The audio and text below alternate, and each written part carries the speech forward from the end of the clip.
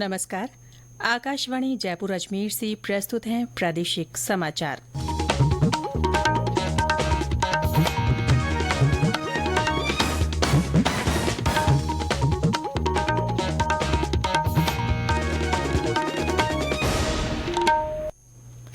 समाचारों के साथ मैं रितिका गुप्ता। प्रधानमंत्री नरेंद्र मोदी ने कहा है कि कोई भी देश महिला शक्ति की गरिमा को बढ़ाकर और उनके लिए नए अवसर पैदा करके ही आगे बढ़ सकता है। श्री मोदी ने आज नई दिल्ली में सशक्त नारी विकसित भारत कार्यक्रम को संबोधित करते हुए कहा कि आज पूरा देश विभिन्न क्षेत्रों में भारत की नारी शक्ति की उपलब्धियों पर गर्व कर रहा है। उन्होंने कहा कि सरकार की विभिन्न योजनाओं के कारण 1 करोड़ से अधिक महिलाएं लखपति दीदियां बन चुकी हैं। नमो ड्रोन दीदी अभियान के तहत 1000 आधुनिक ड्रोन महिलाओं के स्वयं सहायता समूहों को सौंपने का अवसर मिला है। देश में जो 1 करोड़ से ज्यादा बहनें पिछले दिनों अलग अलग योजनाओं और प्रयासों के कारण 1 करोड़ बहनें लखपति दीदी बन चुकी हैं। ये आंकड़ा छोटा नहीं है। कार्यक्रम के दौरान प्रधानमंत्री ने 1000 नमो ड्रोन दीदियों को ड्रोन सौंपे। श्री मोदी ने कहा कि आने वाले वर्षों में ड्रोन प्रौद्योगिकी का देश में विस्तार होगा। देश में नमो ड्रोन दीदियों के लिए असंख्य अवसर उपलब्ध होंगे। इस अवसर पर श्री मोदी ने दीनदयाल अंत्योदय योजना राष्ट्रीय ग्रामीण आजीविका मिशन के सहयोग से सफलता हासिल करने वाली लखपति दीदियों को सम्मानित भी किया। देश भर में विभिन्न स्थानों से नमो ड्रोन दीदी वर्चुअली इस कार्यक्रम से जुड़ी। कोटा के सुल्तानपुर में गड़ेपान के पास मुख्य समारोह आयोजित हुआ।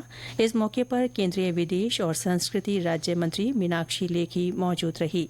हाड़ौती क्षेत्र में 104 महिलाओं का नमो ड्रोन दीदी योजना में चयन किया गया है। प्रधानमंत्री आज हरियाणा के गुरुग्राम से लगभग 1 लाख करोड़ रुपए लागत वाली 112 राष्ट्रीय राजमार्ग परियोजनाएं राष्ट्र को समर्पित करेंगे। ये परियोजनाएं देश के सामाजिक और आर्थिक विकास में सहायक होंगी। इनमें प्रदेश की 2 राष्ट्रीय राजमार्ग परियोजनाएं भी शामिल हैं। श्री मोदी 8 लेन वाले द्वारका एक्सप्रेस वे के 19 किलोमीटर लंबे हरियाणा खंड का उद्घाटन करेंगे। इस पर लगभग 4100 करोड़ रुपए की लागत आई है। इसके निर्माण से दिल्ली और गुरुग्राम बाईपास से इंदिरा गांधी अंतर्राष्ट्रीय हवाई अड्डे तक पहुंचना सुविधाजनक होगा। मुख्यमंत्री भजनलाल शर्मा आज राज्य मंत्रिमंडल और विधायकों के साथ रामलला की प्राण प्रतिष्ठा के बाद पहली बार अयोध्या पहुंचे। मुख्यमंत्री सुबह अयोध्या में दशरथ कुंड के पास धर्मशाला के भूमि पूजन कार्यक्रम में शामिल हुए। इस दौरान उनके साथ भाजपा के पदाधिकारी भी मौजूद रहे। श्री शर्मा दोपहर में प्रधानमंत्री नरेंद्र मोदी द्वारा नेशनल हाईवे प्रोजेक्ट्स के तहत राजस्थान में विभिन्न परियोजनाओं के शिलान्यास और लोकार्पण कार्यक्रम से वर्चुअल जुड़ेंगे। इसके बाद मुख्यमंत्री का रामलला मंदिर में दर्शन का कार्यक्रम है।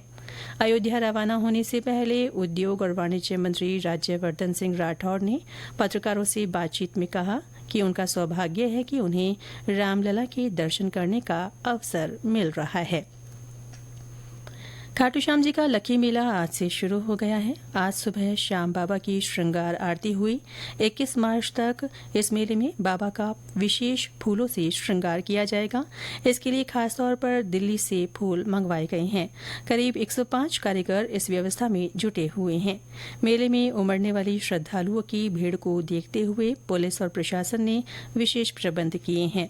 रेंगत से खाटू श्याम जी मंदिर तक नो व्हीकल जोन है। यहाँ से श्रद्धालु पैदल ही जा सकेंगे।